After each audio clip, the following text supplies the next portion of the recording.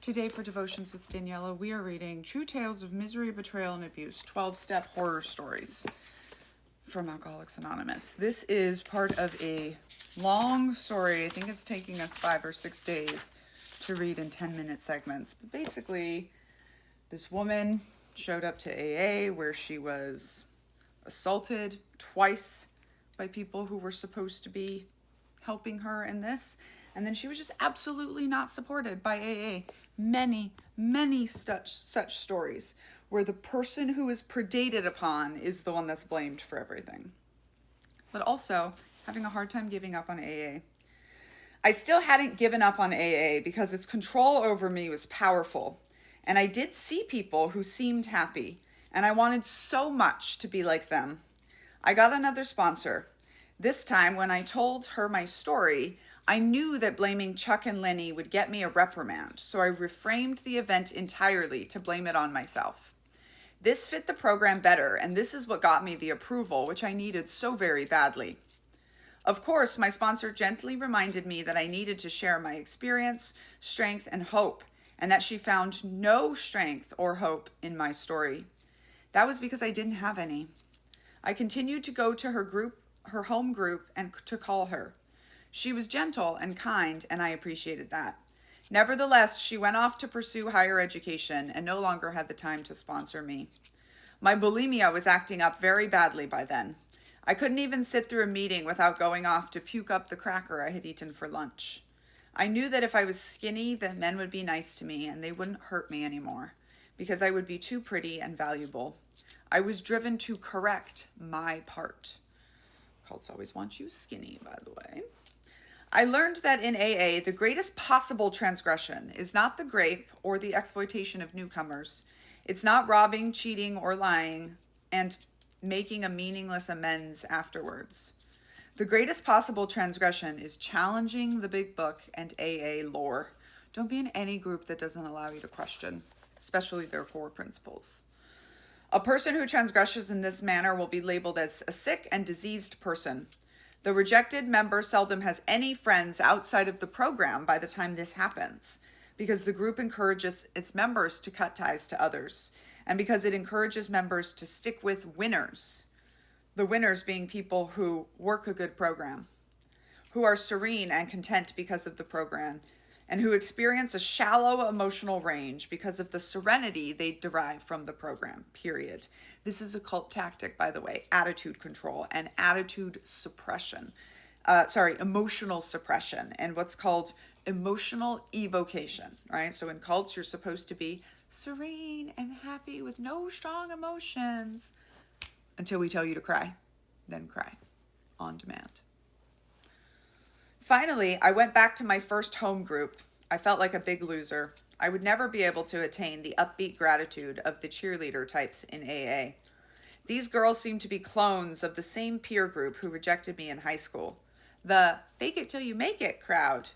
I went back to the club where the lower level of drunks seemed to gravitate. I went and took the seat which had been waiting for me, the one with the invisible sign, loser. Over time, I stuffed away the trauma in a little corner of my mind and managed to not even think about it much. Occasionally, when running or driving, memories would come back and I would burst into tears. It became incapacitating. But ordinarily, especially at meetings, I would confess to the group that it was I who treated men badly. My behavior was now a disease symptom. The group would nod in agreement and give me their approval for my getting honest. By the way, there's studies that show that when people are socially rewarded for telling bad, negative stories, they tend to increase the negativity in their stories to gain that social reward. Note that this getting honest was the highest form of dishonesty. It required that I go against what my insides were trying to tell me for years. This truth was not my truth or even the truth. It was the AA truth, which was a result of AA's power to reframe memories.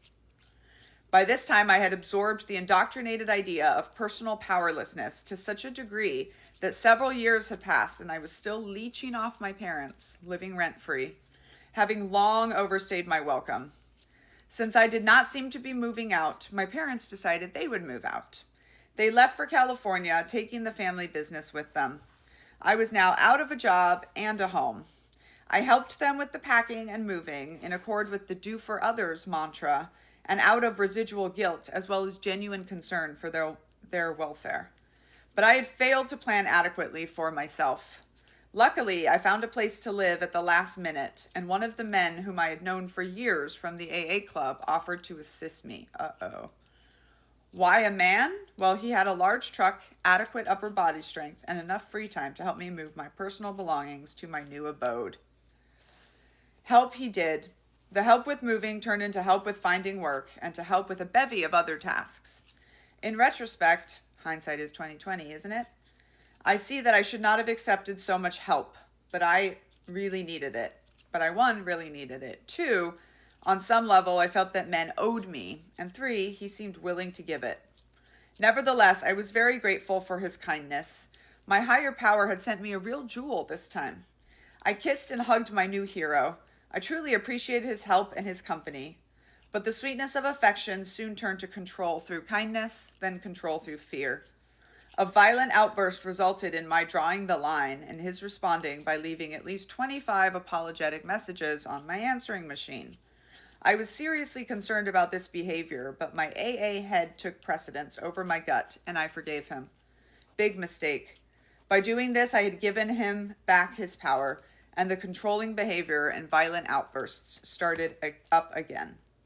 The more I resisted, the more he persisted, until once again I was faced with a stalker. This excitement went on for about 1.5 years this time. Meanwhile, memories from the grape were flooding back, and I was dying on the inside. I went through a phase of heavy prayer. I bought many religious candles, read the Bible, bought meditation books, read the big book. I was trying to use prayer to tamper with my emotional reality. It worked. I was able to deny the facts about my life by praying for several hours per day. Bingo! I had finally gotten it. I proudly went back to the rooms to speak in praise of spirituality and prayer. I had stumbled upon a marvelous discovery, one that mankind has employed for centuries: the use of prayer and religion to escape the pain of reality. How marvelous. I got myself another sponsor. She was very pleased with my spiritual ways. But I had a troublesome habit of asking too many questions. Questions that were often answered with, read the book. I read the book, but I still had questions. I did my 4th step. I'm amazed today that the grapes appear on the 4th step as some minor inconvenience. This is evidence to me of the power of the program to alter memories and perception.